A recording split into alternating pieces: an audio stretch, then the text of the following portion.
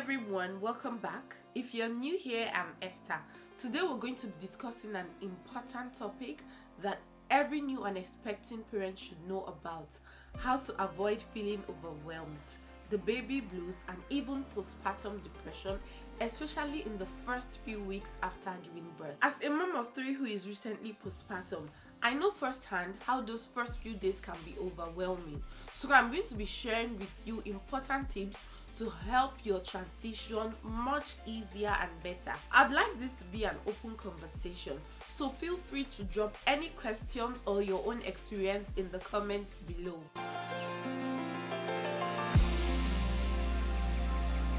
Some of you might be wondering, what are baby blues?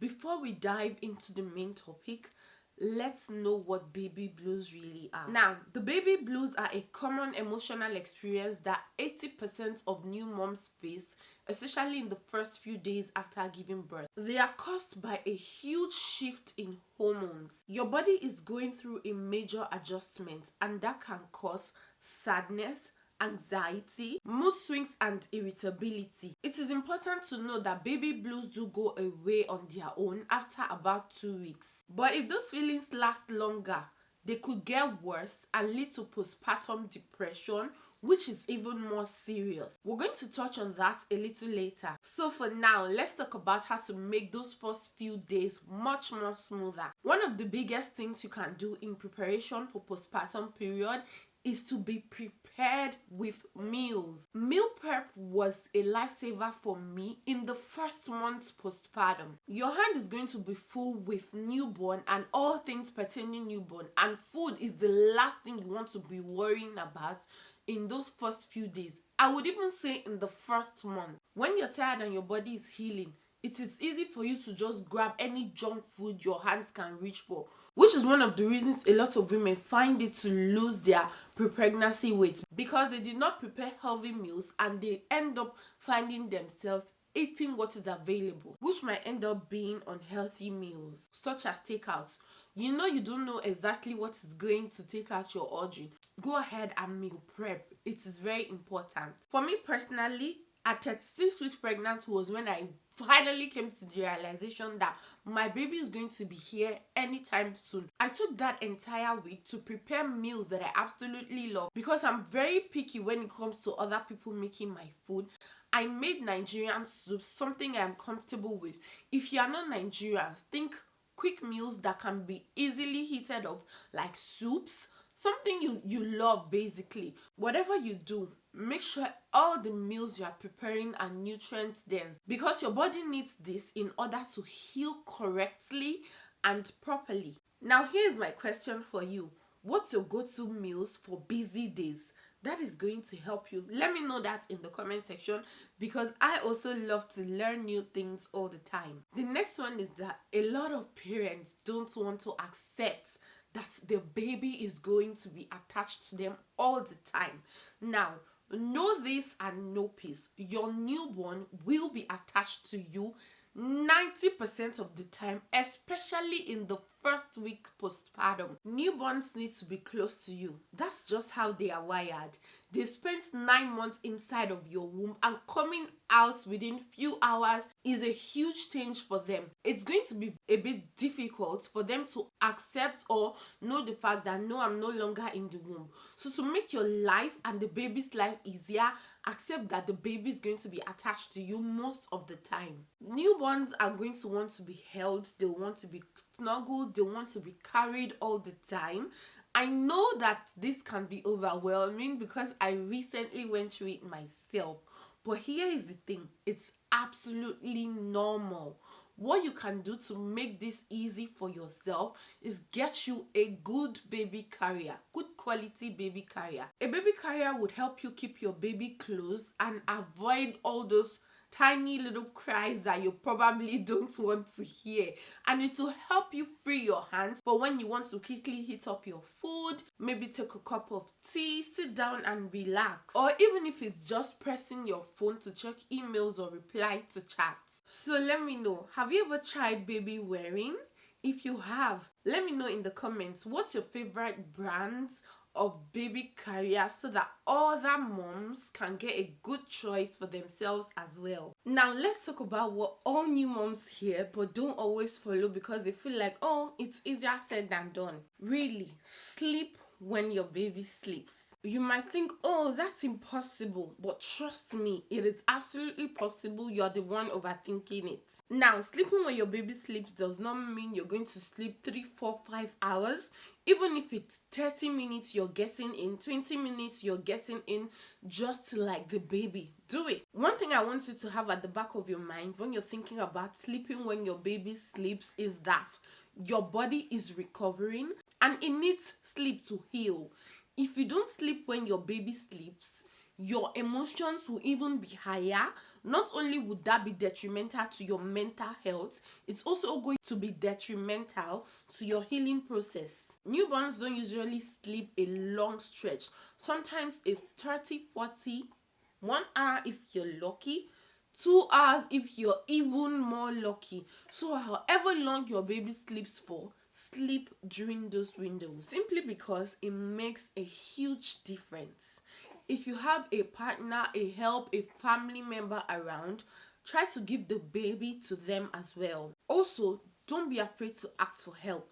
On that note, don't always think that, oh, this person that is around is supposed to know what to do for me. After all, they are here to look after me or to help me. Ask for what you need. I'm going to give you a clear example. When I had just given birth, I would always expect my husband to heat up my meal or make me a cup of tea, something like that.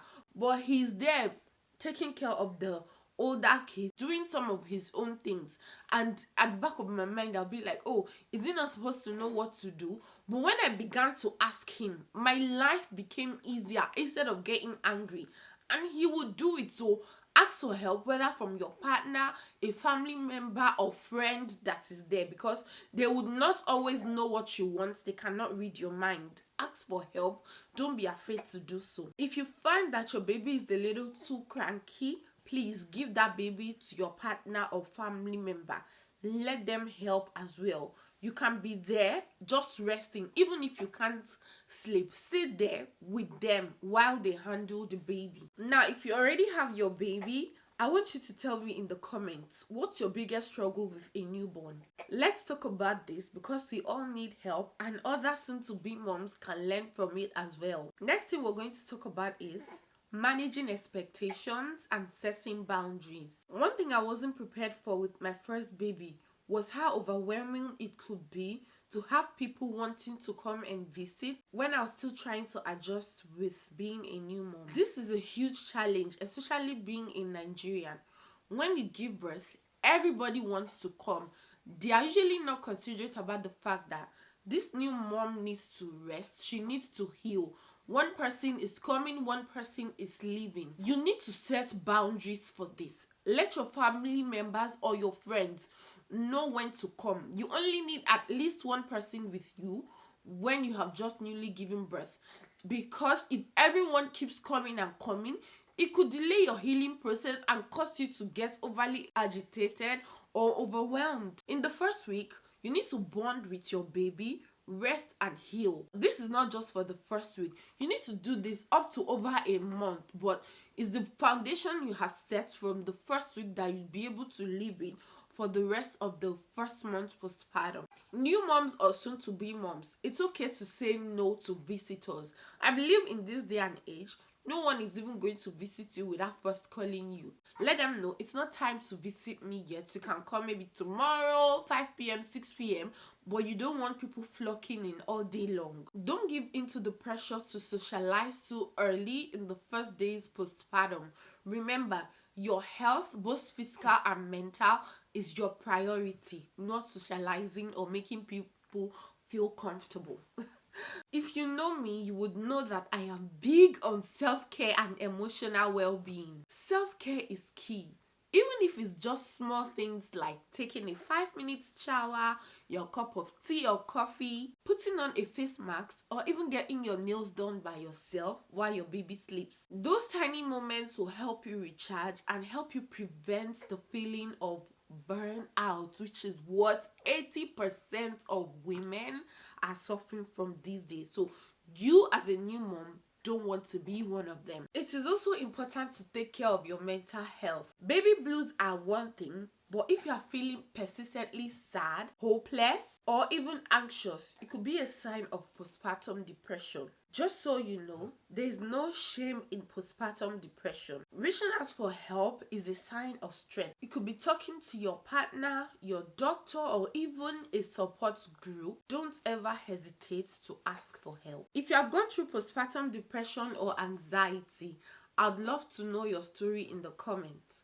And if you want to hear a bit of my own story, I'd love to share it with you in another video. Your experience can help other moms overcome their own struggles. You guys, don't mind me holding my baby. I don't have anyone else at home, so we're gonna do this together. So you guys, there you have it. These are just a few ways you can manage those first few overwhelming days to avoid the risk of baby blues or postpartum depression. Remember, you're not alone in this, and it's totally normal. Ask for help. If you have found this video helpful, don't forget to give me the thumbs up. Subscribe if you've not yet subscribed. Leave a comment, let me know your own experiences, and let other moms learn from you. I will be sharing more tips and real life advice about motherhood and mom life generally. If there's any specific topic you'd like me to cover, please let me also know that in the comment section.